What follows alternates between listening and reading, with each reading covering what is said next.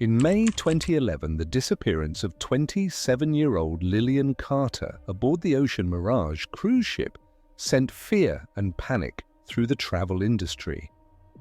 What was meant to be a dream honeymoon quickly turned into a mystery that would haunt investigators for years. An investigation uncovered the shocking truth about her marriage to 32-year-old Brandon Carter, a Miami attorney with dark secrets.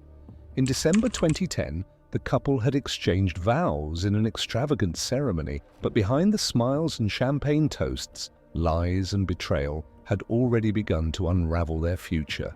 On the morning of May 10, 2011, the Ocean Mirage floated peacefully under the Caribbean sun as it prepared for another day of luxury and adventure. The ship had been on course for its next stop, St. Thomas, U.S. Virgin Islands, a place known for its crystal-clear waters and sun-soaked beaches. But as passengers enjoyed their early breakfasts and stretched their legs on deck, Suite 7419 remained eerily silent. At 8 a.m., a cabin steward assigned to clean the room made his way down the hallway.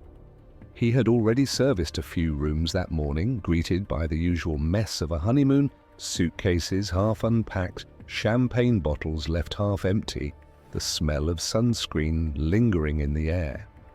He knocked once on the door of Suite 7419, expecting the cheerful, or at least sleepy, greeting of another newlywed couple. There was no response. He knocked again, slightly louder this time. Still, nothing. The steward glanced at his schedule and checked his notes. This room belonged to Mr. and Mrs. Carter, a couple who had boarded just 4 days ago in Miami, Florida. He recalled seeing them on their first day, young, stylish, a perfect match for the kind of honeymooners that filled the ship. He also recalled hearing hushed conversations among his fellow staff members.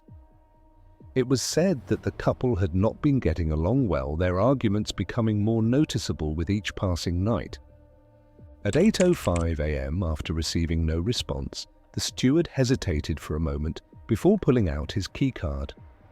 Housekeeping was allowed to enter if no guests were inside, but something about the silence felt unnatural.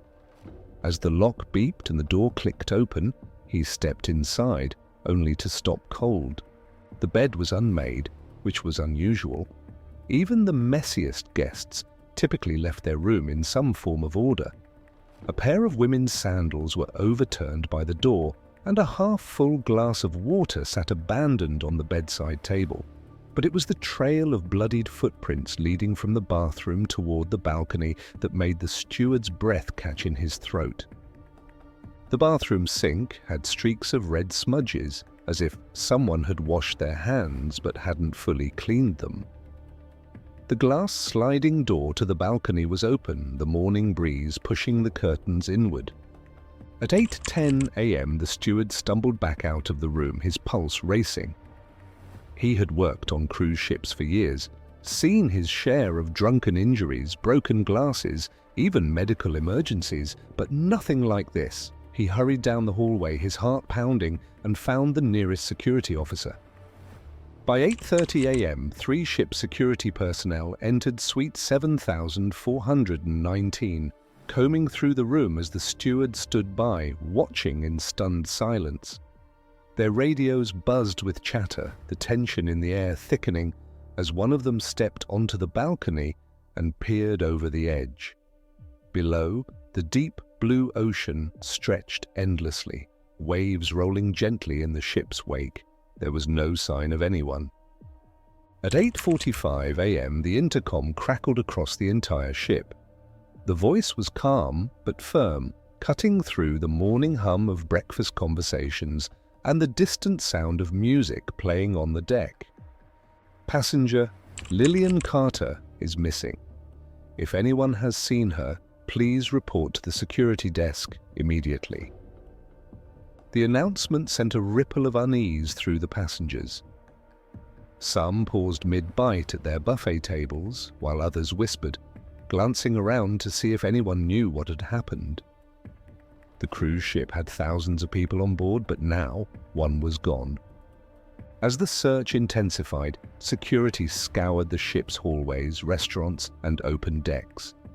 Lillian Carter's name was now repeated over and over by crew members, her photo pulled from the ship's database and printed onto missing passenger alerts. Her husband, Brandon Carter, had been located quickly. He was found sitting alone in the ship's main dining area, sipping on a black coffee. Security approached him cautiously, asking him when he had last seen his wife. At 9:15 a.m., Brandon was escorted back to Suite 7419, where he was questioned. He seemed calm at first, explaining that he and Lillian had gone to bed late. He claimed that the last time he saw her was at 1:30 a.m., when she had mentioned stepping out for some air before bed. He had assumed she had come back and simply slept through the night, but when he woke up at 6 a.m., she was gone. Investigators noticed his shirt was slightly wrinkled, as if he had slept in it. His wedding band was still on, but he kept rubbing it absent-mindedly, his fingers tense. He ran a hand through his hair, repeating that he didn't understand what was happening. But as security continued pressing for details, inconsistencies began to emerge. When asked what Lillian had been wearing the last time he saw her, he hesitated. When asked if she had been upset about anything that night, he shrugged, saying they had a normal evening. At 10 a.m., the ship's captain was notified and the U.S. Coast Guard was contacted. With no security footage showing Lillian leaving the ship, there was only one terrifying possibility left. She had gone overboard. By 12:30 p.m., a rescue mission had been launched.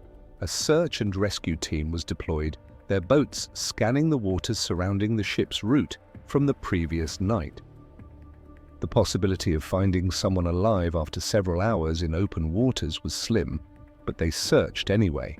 By May 12, 2011, as 48 hours passed with no sign of Lillian, authorities escalated the situation.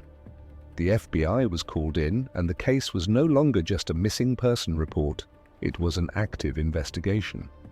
Passengers had gone from curious to deeply unsettled. What had first seemed like an unfortunate accident was now being whispered about in hallways, at dinner tables, in private cabin discussions. Some passengers recalled seeing Lillian drinking alone the night before. Others claimed to have seen her arguing with Brandon near the casino bar. It was no longer a question of whether Lillian had fallen, it was a question of whether she had been pushed. By the time the FBI began their first round of interviews, a disturbing picture had begun to emerge. Lillian Carter had not just been another honeymooner enjoying the Caribbean sun. She had been a woman with a growing sense of dread, a woman who had spent her last night alive fighting the very man who was now the only person left to tell her story.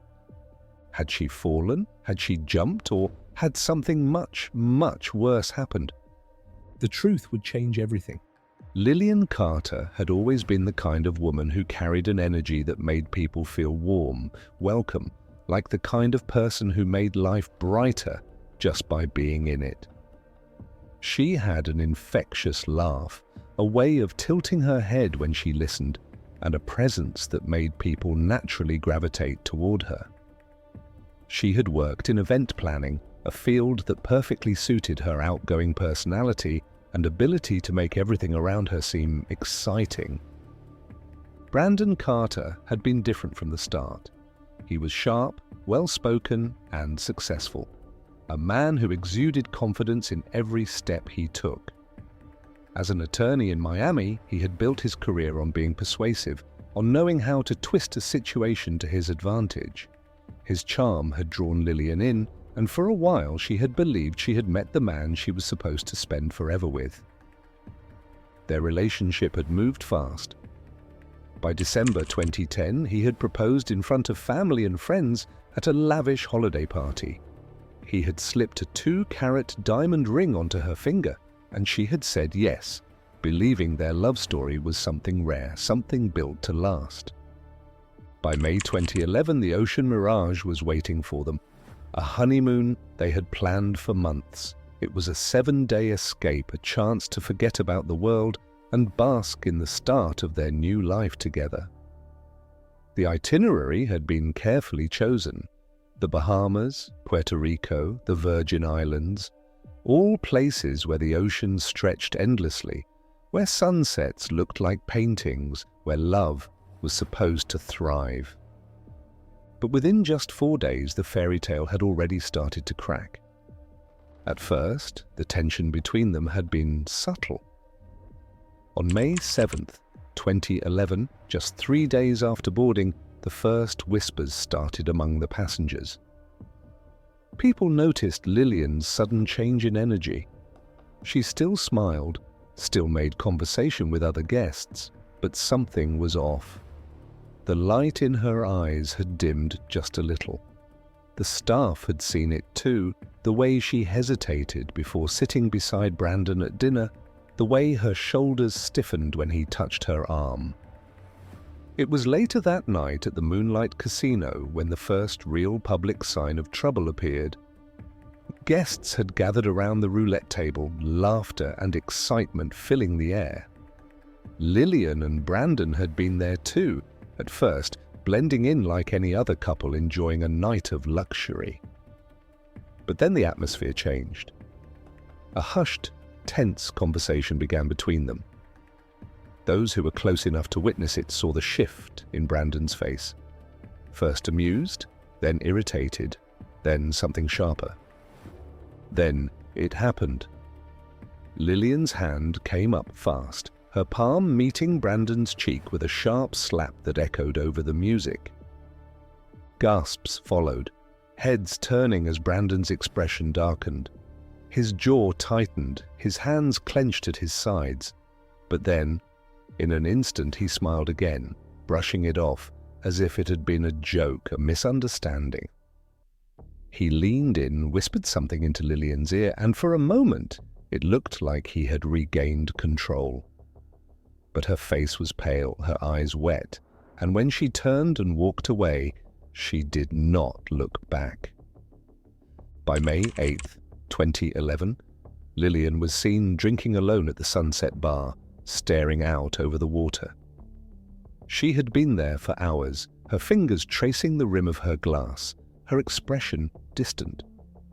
Passengers who passed by that night noticed she had been approached by a few people, fellow guests asking if she was okay. She had forced a smile, nodded, but the sadness lingered. The staff on the ship had already started talking. Married couples fought all the time, that was nothing new, but there was something different about the Carters. The fights weren't just fleeting arguments. They were building, simmering, turning into something darker. Then came May 9th, 2011, the last full night before Lillian disappeared. It had started like any other night. The ship's VIP lounge was dimly lit, filled with couples dancing, glasses clinking, the soft hum of conversation blending with the distant waves. That was when Isabel Romero, 25, a guest from Argentina, noticed something strange. She had seen Brandon earlier in the evening, standing by the bar with a woman who was not Lillian. The woman was younger, her dress sleek and fitted, her laughter light and flirtatious. They weren't just talking, they were close, their bodies angled toward each other, their conversation intimate in a way that didn't belong to a married man on his honeymoon. Brandon had placed a hand on the woman's lower back, leaning in, whispering something that made her giggle and touch his arm. To anyone watching, it looked like two people caught up in the moment. Two people who shouldn't have been. But Isabel wasn't the only one who saw it. Lillian did too. Somewhere in the crowd, she had been watching. Her expression unreadable at first, but then something shifted. Her posture straightened, her lips pressed together, her fingers tightening around the clutch in her hand. It was just hours later that Lillian Carter was gone. By the time the Ocean Mirage docked in St. Thomas, U.S. Virgin Islands, Lillian was nowhere to be found. The cruise, which had been meant to celebrate love, had become something else entirely. The ship's staff whispered about the missing woman, passengers exchanged theories, and investigators started piecing together the puzzle of what had really happened in those last critical hours.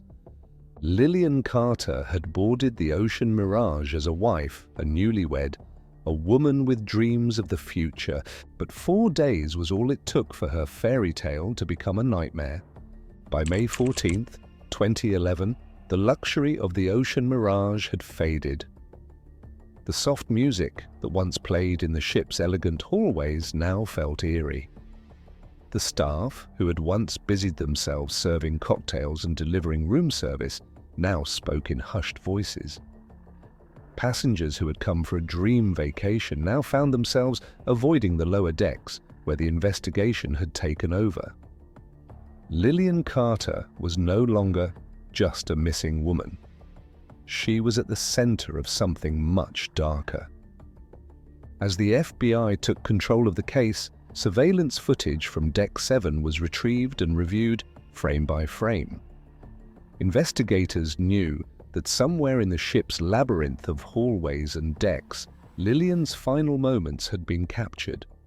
The footage was grainy, taken from an overhead camera positioned above the infinity pool, a popular late-night gathering spot. At 12:47 a.m. on May 10, 2011, Lillian and Brandon were seen near the edge of the pool. It was clear from the way she clutched a small silver necklace in her hand that this was no ordinary conversation. She was angry, her movements sharp, her body tense. Brandon, standing just a few feet away, barely moved. His arms were crossed, his expression unreadable.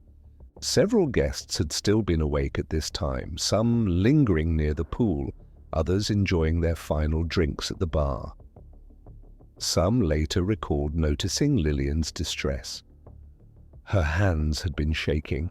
Her voice had risen just loud enough for people nearby to sense her frustration, though not enough to make out the words. At 1:02 a.m., Lillian stormed off. Her pace was fast, her shoulders tight. She walked ahead of Brandon, her steps uneven, as though her emotions were overwhelming her. The camera captured her rounding the corner towards suite 7419, her long, dark hair swaying behind her. Brandon followed less than a minute later, slower, more deliberate. The contrast between them was chilling, one moving with raw emotion, the other with eerie control. At 1:29 a.m., the door to suite 7419 opened. The surveillance camera positioned outside captured a shadowy figure stepping onto the balcony. It was impossible to tell if it was Lillian or Brandon. The dim lighting and the slight movement of the curtains blurred the details. The figure stood there for several seconds, motionless, as if lost in thought. Then, at 1:36 a.m., the balcony door slid shut. That was the last time anyone saw Lillian Carter. When May 16, 2011 arrived, the search had already expanded far beyond the ship.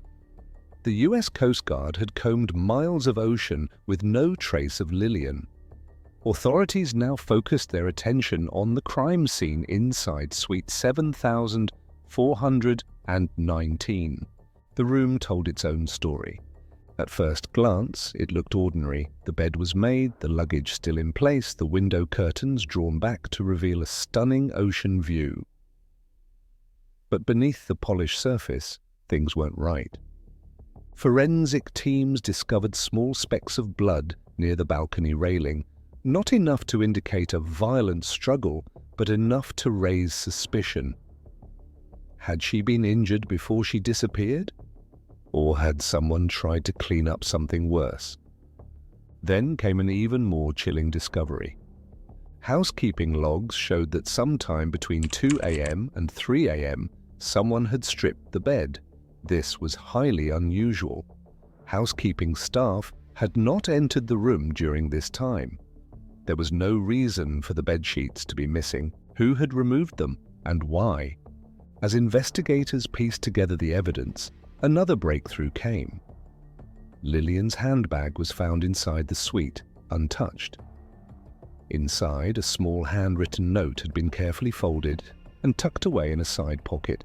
It was dated May 8, 2011, 2 days before she vanished. The words, written in Lillian's distinct handwriting, sent a shiver through the entire investigation. "If something happens to me, tell my sister Gina I was right. Tell her I knew the truth about Brandon. Tell her I knew everything." It was no longer just a missing person case, it was a murder investigation. As investigators continued digging into Brandon Carter's life, his carefully crafted image quickly crumbled. He had been the grieving husband in the days following Lillian's disappearance. His statements were careful, his tone controlled. He told authorities he had no idea what had happened to his wife, insisting that he had simply gone to bed expecting to wake up beside her. But as the FBI pulled his phone records, another story began to unfold. There were multiple late-night calls to a woman named Amanda Langley, a 28-year-old paralegal from Miami. She wasn't just anyone, she worked at Brandon's law firm. At first, Amanda claimed that their relationship had been strictly professional. They had worked together on cases, exchanged emails, nothing more. But when investigators checked the ship's passenger list, Amanda's name was there. She had booked a solo cruise on the Ocean Mirage the very same week as Brandon and Lillian's honeymoon. When questioned, Amanda tried to dismiss it as a coincidence, but the FBI wasn't convinced. Then came another bombshell. Brandon had taken out a $1.5 million life insurance policy on Lillian just 4 months before their wedding. It was unusual for a young, healthy woman to have such a high-value policy, especially one in which Brandon was the sole beneficiary. Investigators now had a disturbing theory. Lillian had found out about the affair just days before her disappearance. She had confronted Brandon. She had been angry, betrayed, humiliated. The fights on the ship had not been random. They had been the result of a woman who realized her entire marriage was a lie, and now she was gone. The money, the affair, the missing bedsheets, the note in her handbag, it was all starting to paint an even darker picture. Lillian Carter hadn't just disappeared. She had been erased. By May 20th, 2011, the illusion of innocence had collapsed. The investigation had gathered enough evidence, and the truth was no longer just a suspicion, it was undeniable. Brandon Carter was arrested in Miami, charged with first-degree murder. The case had unfolded rapidly in the days leading up to his arrest. The FBI had uncovered inconsistencies in his statements, his phone records linked him to Amanda Langley, and the missing bedsheets from Suite 7419 told a story he had desperately tried to erase. There were no more excuses, no more carefully rehearsed alibis that could save him. By March 2012, Brandon stood trial in a packed courtroom, his once pristine reputation now tainted with suspicion and deceit. The prosecution painted a chilling timeline of betrayal, rage, and calculated cover-up. They argued that Lillian had discovered the affair on the cruise and confronted Brandon on the night of May 9th, 2011. Witness testimonies, security footage, and forensic analysis all pointed to a violent struggle inside Suite 7419. Brandon, a man used to controlling narratives, had panicked. When Lillian threatened to leave him, expose him, and ruin everything he had built, something inside him snapped. The evidence suggested he had strangled her in a fit of rage, realizing too late what he had done. But rather than accept the consequences, he had moved quickly to erase any trace of her existence.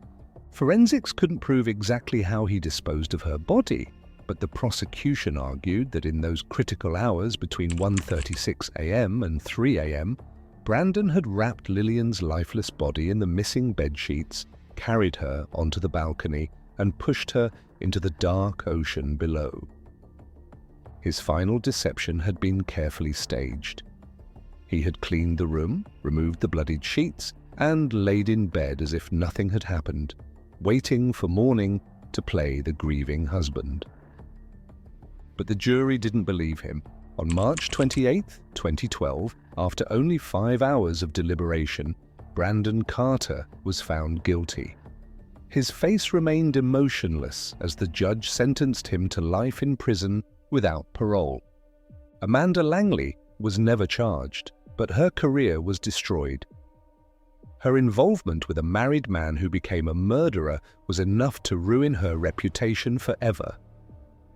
Despite the conviction, Lillian's body was never found.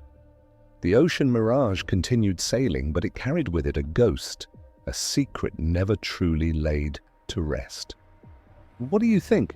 Let us know in the comments, and don't forget to like and subscribe for more jaw-dropping true crime stories. Coming up next, the shocking case where a contractor buries his own wife and best friend in concrete when he finds out about affair.